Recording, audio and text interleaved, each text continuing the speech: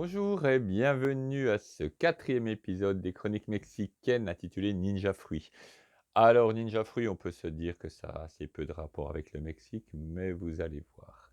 Donc, ouverture à Tulum, première journée, on a passé la nuit à l'hôtel et on va aller prendre un petit déjeuner ensemble. Alors pour prendre un petit déjeuner, c'est simple, le jour avant, on se donne rendez-vous, on dit demain matin, on se retrouve et on prend un petit déjeuner.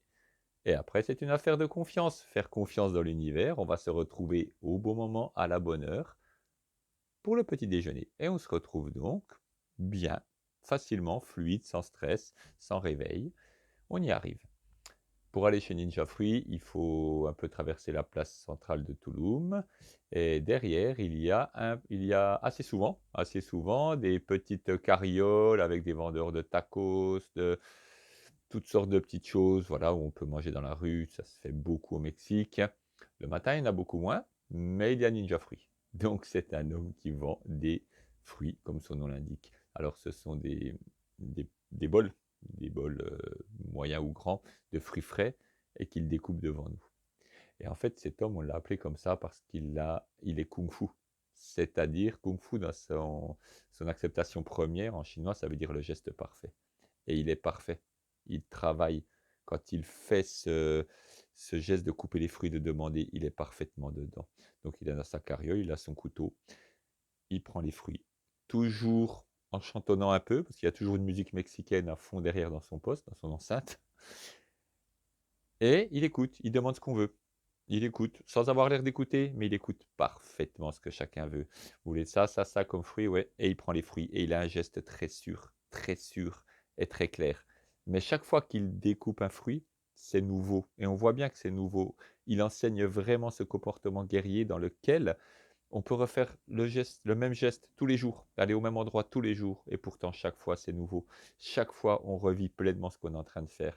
Et donc son habileté pour couper, pour prendre, pour mettre dedans, tac, tac, tac, tout en chantonnant, en écoutant la musique, en prenant la commande d'après, en étant là, en souriant quand on le regarde. Et on est resté beaucoup avec les personnes du groupe à le regarder faire, parce que c'est simplement, on a envie de regarder. On a envie de le voir agir, tac, tac, tac, tac, la régularité, tout ce qu'il fait. Le sourire, quand il voit quelqu'un qui le regarde, tac, un petit sourire. Et c'est pas un sourire comme ça perdu, c'est vraiment, il lui sourit réellement. Et voilà, c'est quelque chose qu'il faut vivre. Vraiment, c'est quelque chose à vivre parce que c'est vraiment voir ce comportement guerrier que j'ai souvent vu au Mexique, très souvent, des personnes comme ça qui ont vraiment ce comportement très dedans, parfaitement dans le moment présent. En parler, c'est une chose. Le vivre, c'est autre chose. Et on apprend ça au Mexique. J'essaye d'apprendre ça, de montrer ça. Le fait de vivre pleinement un comportement parfait, être vraiment dans le moment présent.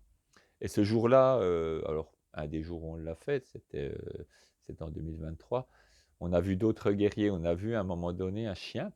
On était à table et le chien était un guerrier parfait. Il venait, il savait que s'il approchait trop, il allait se faire renvoyer. Il savait que s'il importunait les clients, le patron du bar où on prenait le café le matin, après être allé chez Ninja Fruit, le patron allait le mettre dehors à coups de pied aux fesses. Donc, il savait parfaitement sa place. Il s'est assis, il a attendu et il nous regardait et il écoutait.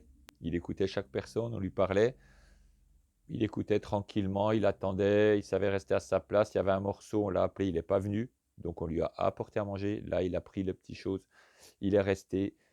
Il savait parfaitement comment faire. Donc il avait vraiment tout compris son environnement.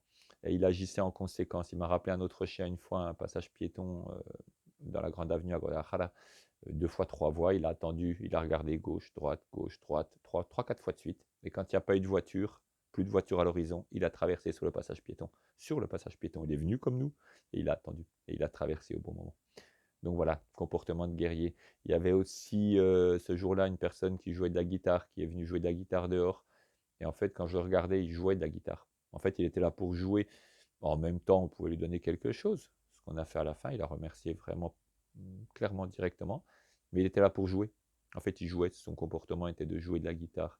Et c'était pareil le même jour quand on allait boire un verre dans une palapa, dans un bar, et la serveuse était vraiment pleine d'énergie et très souriante. Elle m'appelait mi amor. Allez, mi amor, on y va. Ouais, ouais, ouais, ouais. Et elle était dedans, tac, tac, tac, tac. Elle faisait ça. Elle était vraiment dedans, très souriante, mais à sa place, juste active.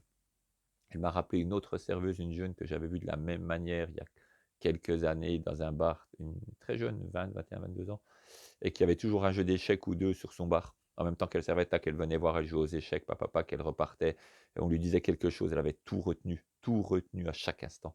Et j'ai joué 2-3 fois contre elle aux échecs, mais j'avais beau être devant assis, j'ai pas gagné.